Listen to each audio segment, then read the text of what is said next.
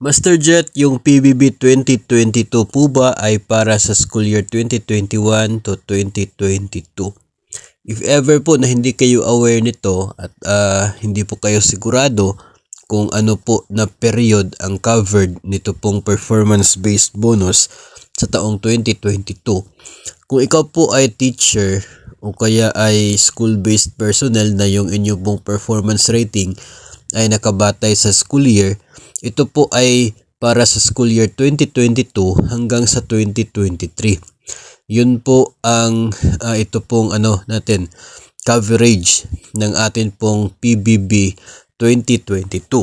Pero yun po sa mga nasa division-based personnel o yung mga hindi po base sa school year yung rating period po nila o kaya ay yung mga nasa ibang government agencies.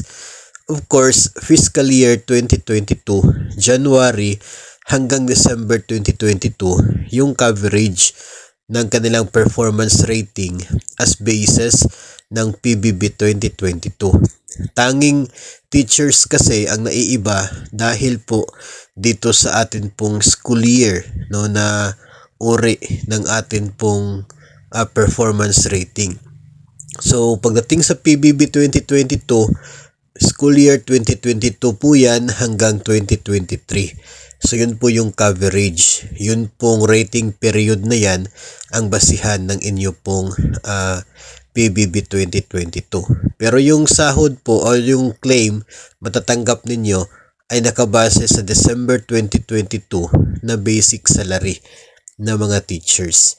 So yun po ang basihan ng rate na matatanggap dito sa performance-based bonus sa taong 2022. No, yung iba rin po kasi noon mga nababasa ko rin po na sinasabi, kiniklaim na ito daw ay para sa school year 2021 hanggang sa 2022, kaya PBB 2022. Pero yung totoo po niyan ay school year 2022 hanggang 2023. Yun ang covered ng atin pong performance-based bonus sa taong 2022. Para naman po sa PBB 2023, of course, yung kasunod po na school year.